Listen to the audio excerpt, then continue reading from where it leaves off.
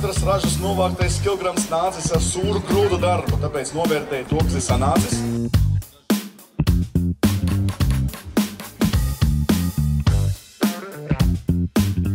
Jelgavas novadā darbojās 2640 aktīvu uzņēmumi, ar kuriem ļoti lepojās pašvaldība. Tā regulāri rīko dažādas pasākumus, lai veicinātu uzņēmējdarbību novadā. Viens no pazīstamākajiem ir Jelgavas novada uzņēmēju nedēļa. Tajā notiek uzņēmēju godināšanas pasākumi, ražas svētki, gada tirgus un vēl citas aktivitātes. Mēs pie tā ļoti aktīvi strādājam, un pašvaldība tam nemazums velta pūles un resursus, tāpēc es domāju, ka ar katru gadu mums kļūs labāk. Kā viens no prioritārajiem virzieniem, ko novads attīsta, ir vietējā produkcija, vietējais mazais uzņēmējs un amatnieks. Pasākums, kur mājražotājiem ir iespēja sev parādīt, ir ikgadējie ražas svētki un gada tirgus. Tā ir lieliska iespēja vietējiem mājražotājiem, amatniekiem, dārzeņu, ogu, augļu audzētājiem realizēt savu produkciju un mums kā pircējiem iegādāties vietējos produktus. Un tā mēs tikai veicinām šo vietējo produktu noietu. Jelgavas novada iedzīvotāji atklāja, ka katru gadu apmeklē ražas svētkus. Tā jau izveidojusies kā ģimenes tradīcija. Tāpat šogad ciemos viesojās arī 6 valstu pārstāvi, tā izskaitā no Ukrainas. Tirgus apmeklētāji neslēp prieku par vietējo produkciju, ko iegādājās. Milšērkšķa sulu un kuša un celtenām zeķēm pavasars būs sagaidīts. Paldies mājražotājiem, mēs esam jau laimīgi par to, kas ir piedzīvots. Народ Латвии очень хлебосольный. Latvijas tauta ir ļoti viesmīlīga, vienmēr palīdz, ļoti garšīgi gatavo, tāpēc ceru daudz ko nogaršot, kaut ko nopirkt. Что-то купить. Uzņēmēji visnotaļ ir svarīgi Jelgavas novadam, tāpēc, ka tie ir cilvēki, kas patiesībā ļauj dzīvot ikvienam, jo viņi ražo gan produkciju, gan nodokļus, ko tālāk jau dod mūsu pašvaldībai. Tāpat Jelgavas novada pašvaldība organizē konkursu Jelgavas novada uzņēmēja gada balva. Šogad jau 12. reizi.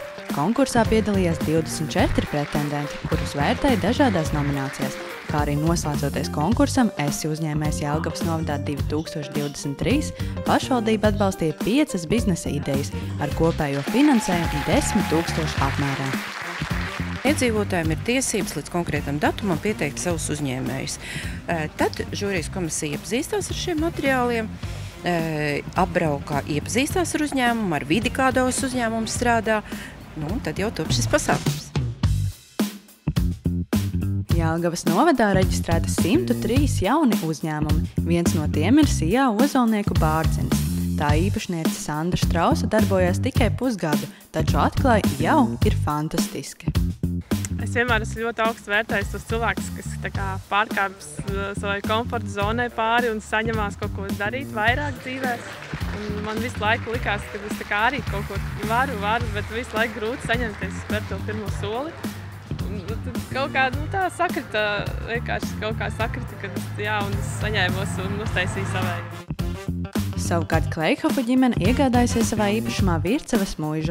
Vēloties turpināt iepriekšējo īpašnieku darbību, ģimene pamazām strādā pie jauna pakalpojumu sniegšanas, lai vēsturiskā muiža kļūtu vēl pieejamāka plašākam interesantu lokam. Tā ģimene tomēr ir viena, un tas, ka mēs arī strādājam kopā, mēs dzīvojam kopā, un tās attiecības izveidojas. Es nevaru bez viņiem, viņi nevar bez manis. Tā ģimene ir. Mēs esam sociālais uzņēmums, kurš kopš pavasara ir dibinājis privāto pamatskolu Jelgavas novadā. Jāsaka, ka sociālā uzņēmējdarbība ir kā misija. Es domāju, ka daudziem, ka tas paver iespējas gan izdarīt vairāk, gan jēgpilnāk, lai gan arī citi uzņēmumi dara tieši to pašu bez šāda statusa. Taču man likās godīgi pateikt to, ko es daru, kāda es esmu un kādi ir tie mūsu mērķi. Savukārt konkursā Esi uzņēmējs Jelgavas novadā lielāko starta kapitālu 2500 eiro saņēma Mārcis Holenders, kurš nācis klajā ar traku ideju. Man ir dūla ideja īstenot pirmās emo saimniecības izveidi Baltijas valstīs. Baltijas valstīs tādas saimniecības vēl nav. Un starts ir sanācis diezgan veiksmīgs un cerams, ka izdosies. Ir piemēri, kur no mūsu mazajiem pirms 10 gadiem dotajiem starta kapitāliņiem ir iznākuši arī lieli skalīgi zīmoli, kurus mēs zinām gan lielveikalā, gan ārpus mūsu valsts robežām. Ja ir ideja, tas nozīmē, ka ir mērķis, uz ko tiekties, un ja ir mērķis, viņš noteikti piepildīsies. Lai veicās!